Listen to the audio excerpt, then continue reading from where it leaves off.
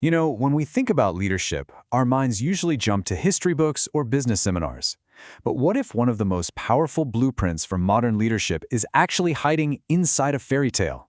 Today, that's exactly what we're going to do. We're breaking down the legend of Queen Noorain to uncover it. And this is where it all kicks off. This single line just sets the stage perfectly, doesn't it? You can feel the tension. An entire kingdom is holding its breath because its whole future, everything, comes down to what happens on this one night. So right away, we need to understand this isn't just about a queen squaring off against some bad guy. No, this is much bigger.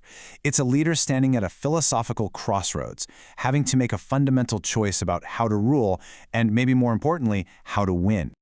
I mean, just try to put yourself in that grand hall for a second. The weight of generations is on her shoulders. The story says her heart is heavy, but her eyes are fearless.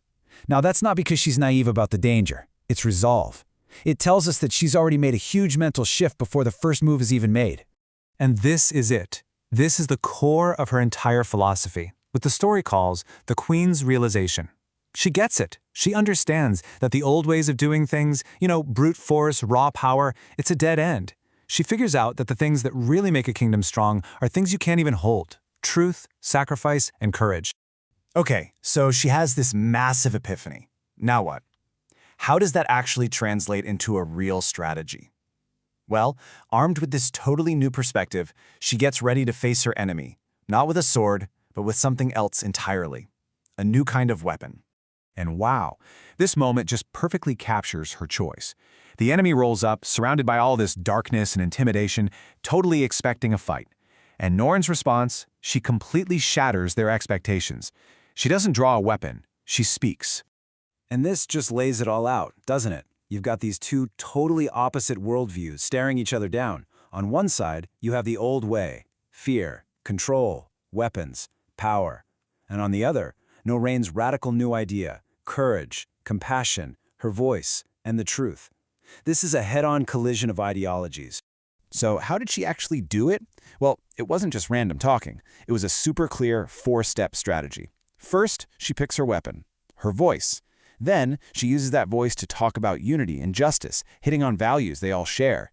And this is the most important part. She doesn't just fight the enemy in front of her, she attacks the root of the problem, the whole cycle of fear itself. So, this strategy leads us straight into the story's climax. This is that moment of truth where we find out if this wild, unconventional approach can actually work against pure, dark power. And then, you get this beautiful, symbolic shift. Moonlight starts pouring into the hall. Light is literally entering the darkness, not because it was forced in, but because an idea was introduced. The enemy isn't being beaten in this moment. They're starting to understand. And there it is, the first crack in the enemy's armor. They start to realize that all their strength, all that control they fought for, it's completely hollow. It doesn't serve any real purpose.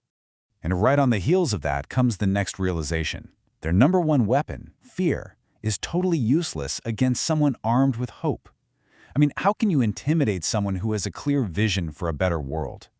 So get this. This is the crucial takeaway. The darkness wasn't destroyed, it just dissolved. Noorain didn't win by overpowering her enemy. She won because she changed their mind. The victory actually came from inside them, sparked by her words. So what does a kingdom even look like after a victory like this? Well, the change is instant and it is profound. We're not just talking about a new ruler, we're talking about a completely new era. It's the speed of this change that's just incredible to think about. For generations, this kingdom was just stuck in a loop of fear. Then, in one night, a single conversation based on a new idea changes everything. By the very next morning, the entire foundation of their society has flipped from fear to trust. And Queen Noorain doesn't waste a second. She immediately makes this new reality official. She makes a promise, laying out the new rules of the game for everyone to hear.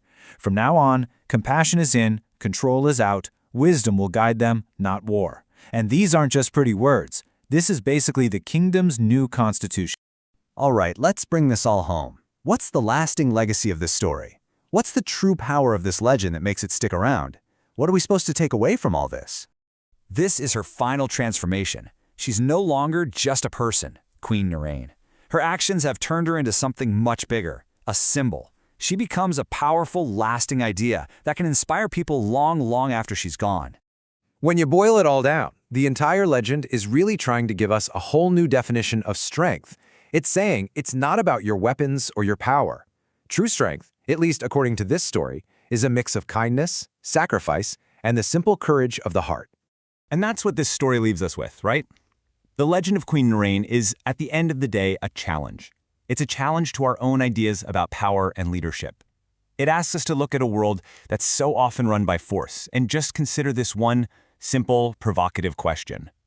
What could you change with compassion?